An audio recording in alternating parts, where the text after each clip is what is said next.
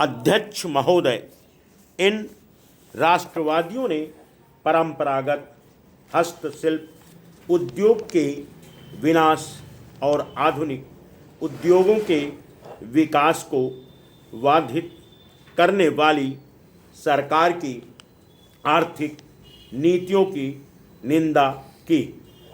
उनमें से अधिकतर ने भारत की रेलों, उद्योगों और चाय कॉफ़ी के बागानों में लगाए जाने के लिए बड़ी मात्रा में विदेशी पूंजी के आधार पर इस आधार पर विरोध किया कि उसकी वजह से भारतीय पूंजीपति दब जाएंगे और साथ ही भारत की अर्थव्यवस्था पर, उसके शासन तंत्र पर ब्रिटेन की जकड़ और मजबूत होगी। उन्हें यकीन था कि विदेशी पूंजी के निवेश ने न केवल वर्तमान बल्कि भावी पीढ़ियों के लिए भी एक गंभीर आर्थिक और राजनीतिक खतरा पैदा कर दिया है। उन्होंने विदेशी पूंजी को देश से बाहर रखने के लिए सक्रिय प्रशासनिक कदम उठाने की मांग की। गरीबी को दूर करने के मुख्य उपाय के रूप में प्रारंभिक दौर के इन राष्ट्रवादियों ने भारतीय जीवन के हर क्षेत्र को आधुनिक बनाने और ख़ास तौर पर आधुनिक उद्योगों को विकसित करने का सुझाव दिया, लेकिन तीव्रगामी उद्योगीकरण के लिए सरकार की सक्रिय सहायता और शुल्क से बचाव के लिए एक नीति की आवश्यकता थी।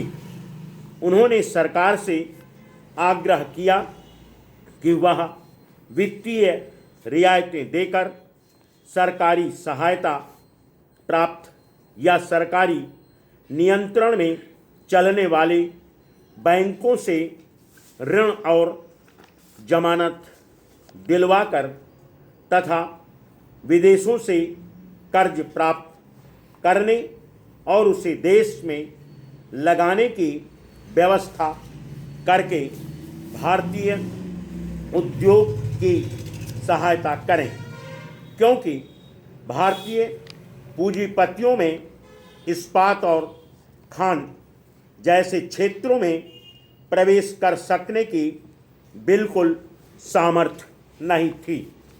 लेकिन औद्योगिक विकास के लिए यह आवश्यक था, अतः सरकार अपनी पूंजी लगाकर उस क्षेत्र के उद्योग को बढ़ावा दे।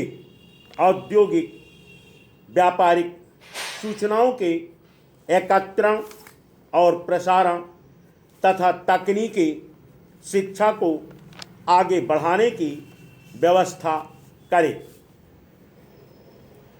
भारतीय उद्योगों को बढ़ावा देने की दृष्टि से उन राष्ट्रवादियों ने माध्यम के रूप में स्वदेशी के विचार को भी प्रचारित किया। सन 1877 के शाही दरबार में गणेश वासुदेव जोशी हाथ की बुनी विशुद्ध खादी की पोशाक में उपस्थित हुए थे। सन 1896 में महाराष्ट्र में एक प्रभावशाली स्वदेशी आंदोलन आयोजित किया गया था, जिसमें छात्रों ने खुलेआम विदेशी कपड़ों की होली जलाई। राष्ट्रवादियों ने सन 1875 से 1880 के बीच आयात पर शुल्क खत्म करने और सन 1894-96 में रुई पर आबकारी कर लगा देने के लिए विरोध अखिल भारतीय स्तर पर सशक्त आंदोलन चलाया। इस आंदोलन ने पूरे देश में राष्ट्रीयता की भावना को उभारने और ब्रितानी शासन के वास्तविक लक्ष्यों और उद्देश्यों की जानकारी देने में एक बड़ी भूमिका निभाई। 28 जनवरी 1896 को पूना के केसरी में लिखा निश्चय ही भारत को एक विस्तृत चरागाह समझा जाता है जो मात्र यूरोपियों के चलने के लिए आरक्षित है।